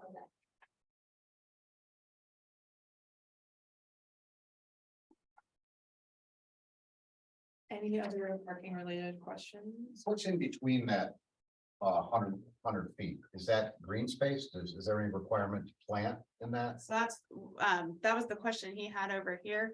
And I think that we probably need to come up with a better landscaping standard for that buffer. So the next drop's gonna have some beefier stuff in there. Yeah, I think that's important because as residents who want to try and stay here, this isn't next to me, but the next time it might be next to me. And if I'm gonna have any prayer of staying, I need that buffer. And how far from the residential line does the 100 feet start? Does it start on the one, right on the residential line? So residential line 100 feet, and then there can be a parking lot. Correct. With the appropriate screening and landscaping between. Could that 100 feet be increased? Lot.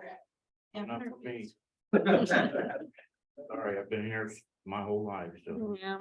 without anybody around me, so. I'm just concerned that we might take up all the open space with with the buffers. I'd like to have it balanced out. Stan, but I don't disagree with what you're saying, because if you have 200 feet off the road, but you have 100 feet next to my property. What's more important, my property or the road? Exactly. Thank you. So I'm with you on that. If you guys would consider that and have a discussion about it, and see if there's anything. 150 and 150 is a better. I mean, if we. I like anything more than Yeah. 100. If we can do 150. I mean, you're going I'd 200, settle for going that. 200 off the road with green It's not a whole space, lot. you know. Let us look at a couple pieces of the larger lots and see what that would look Yeah, like. a lot of it's the design of the. But the commercial that's been put in. We'll look at it and report back at the next meeting. Thank you, Colin. We've got a difficult lot with a lot of swales, and drainage issues that complicates things. I'm the old farm boy in the building room right now, so check my farm. So the north side of Fancher on part of Fancher is considered residential, and the south side is considered mixed use. Right, Up to green. Up to Green Cook, yeah. lighting requirement on the south side overrule what the lighting requirement would be on the residential side. I mean, the last thing I want is to have these very powerful lights like this self-storage facility has shining right in front of my house. It has to be 0.3 at the property line, the front property line. I can't tell you if it's always gonna be the center of the road or if it's gonna be at a right of way line, because I don't know what the front property line is all the way through Danger Road. If it's dedicated right away or if it people own to the center line.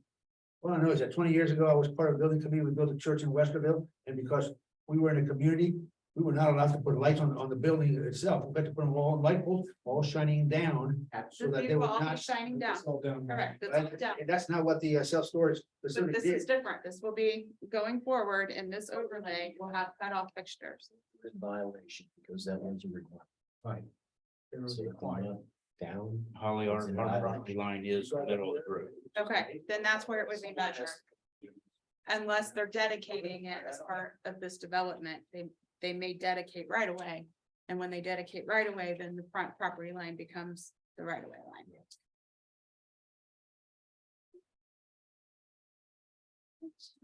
10 minutes on. Okay, right, we'll be fast. So we could skip the signs section over more or less. Or, Well, just a couple things to say about that.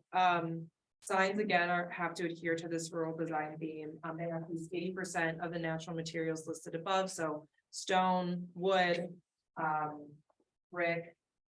And then we also have colors and fonts need to align with the rural character of the area, utilizing greens, browns, tans, whites, muted blues, blank space in case there was anything that anybody felt was missing from that. But if not, we'll move on. Then we have all the different sign regulations, so projecting signs are first. Then we move into wall signs. All of these have a maximum height, a maximum square footage, and then the maximum number of signs permitted per tenant. There are ground signs included, canopy signs as well. And then we also have regulations included for temporary signs. Are there setbacks for like monument signs? Ground For- mounted signs? For ground signs, yes, there's a minimum distance from the right of way of 10 feet. But then things like wall Oh, signs. there it is, okay, got it, got it.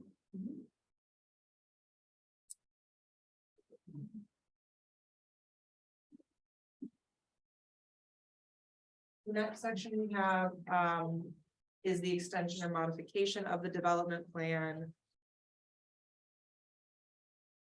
And this just talks about the process for that. No modifications shall be made that increase the permitted density. Or add to the list of permitted uses. There are a list of minor modifications here.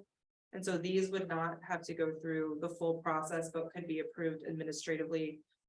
These are small things like an increase in no more than 5 feet of the building height. Minor modifications to a sign face or a landscaping plan, and other small changes like this.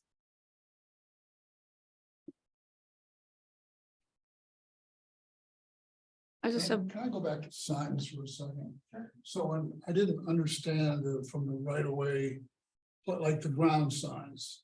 So could people put a ground sign in that 200-foot buffer? And what is the requirement then off the road for that? Off the right of way line, yes. Off the right of way? Which, Yeah. which at center of the road, I mean, honestly, I get worried about it. That the right of way line is different than property line. Property line might go to the center line of the road, but the right of way line is going to be back further.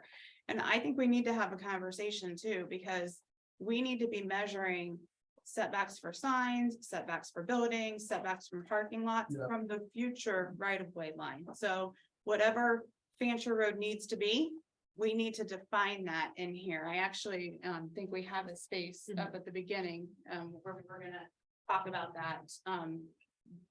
What do we want that to be? How do we want to define that? I don't know if we're there yet with the traffic studies. So I think some additional conversations need to happen with the county engineer's office and understanding what those future right of ways are. But then every measurement should be taken from those right of ways for setbacks. I guess my question is, do we even have to allow? Fine. What the signs in that green space? Yeah. yeah, otherwise Yeah. no one would know what's behind it. Yeah. Property, but you have a 200. I've seen developments without. You're ground signs. gonna get into a First Amendment issue if you do not allow a sign for somebody to tell what's in their property.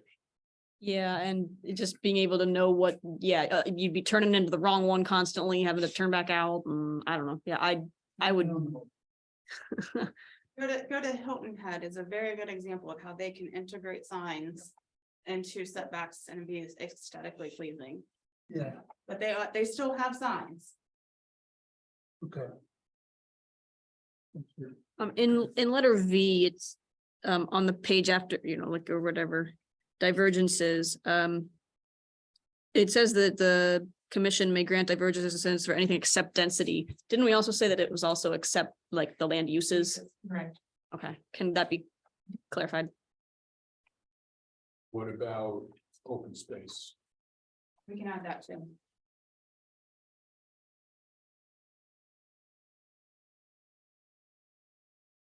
Hey, Holly, the line you have or when talked about these things don't require an approval, like if you're, I forget what the number was, but like 10% larger than or 5% larger than the building is supposed to be. You find that some developers will go ahead and say, okay, I'm going to go ahead and build this 5% larger because I can. I have not found that because it specifically states in here that it has to be approved by the zoning inspector. And the developers and other communities where this is have come to the community saying, I need to make this minor adjustment and then get the written approval for their records.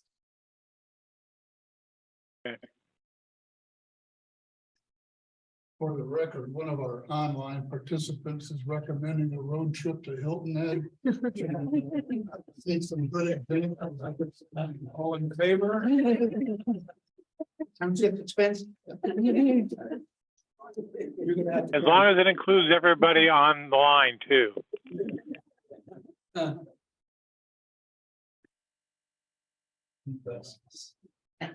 I see a Greyhound bus pulling up.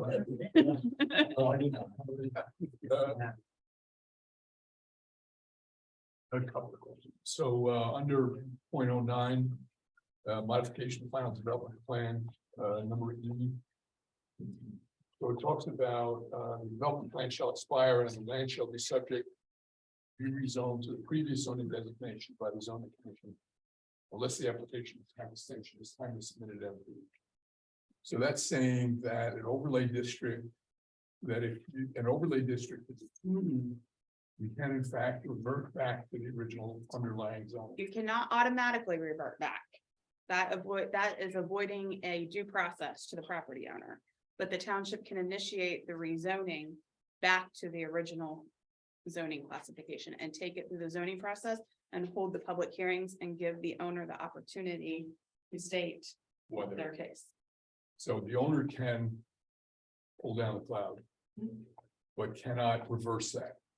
Correct. The owner cannot reverse it. It would be correct. Once it's an overlay district, that's done. Yeah, unless they ask to be rezoned, but it would have to go back through the rezoning process. But the township can rezone it through the rezoning process if the developer has developed. Correct. Okay, so that's why it says it could be subject to be rezoned. Yep. So, okay. Yep. And this is still a two-step process. Correct. Commission, trustees. Correct. And we talked about at some point making a one-step process, but that's not about this. That's not this. The procedure section, we didn't talk about. No, but Right. And so we haven't touched that. So right now it's still a two-step process. it could be a one-step. It could be a one-step process. Okay. So several years ago, we had some out-of-town judge who was visiting, throw out our zoning completely, which allowed things to be brought in that probably would not have been brought in otherwise. Is there anything we can put either before the zoning goes in or as part of the zoning to say, if some part of this is found to be overturned judicially, that doesn't mean everything here is overturned judicially? There should be a severability clause in your zoning code that applies to the entire zoning code. So if any part of your zoning code is deemed unconstitutional or invalid by the courts, the rest of it is not. If that part is not in your code, you have trouble. You need to add that to your code. Severability, is that what? you said? Severability. I can look too and make sure it's there. It should be, but I don't think it is. are you serious? I mean, in 1988, the whole zoning resolution was invalidated. Okay, well, we need to get that in. You probably should get it in fast before anything. Okay. You know, is there a severability clause? I don't think there. I don't know for certain if it's there or not. I think it is. You do. I think I don't remember ever seeing it. We'll have to look. Well, we'll all have But homework. I think that was the recommendation that came from regional planning and the attorney's office. but- We're on our time, yeah. Okay, well, we are finished. We'll turn it back to you, Carl. All right. 1 minute, basically. Are there any subcommittees that absolutely have to bring anything tonight? I'll pass. Well, then I would entertain a motion. I move we adjourn. Second, motion to adjourn, and a second, all in favor, aye. Aye. Opposed, same sign. Thank you. Thanks, everybody, for coming. Which one are we? We are not any of these new meetings, so This packet is not, all of this packet doesn't Thank you. No, so we are, up where we live, in the northeast quadrant, is staying with the current zoning overlay, which is the 2 acre net 2 acre PRCD. Okay. Which already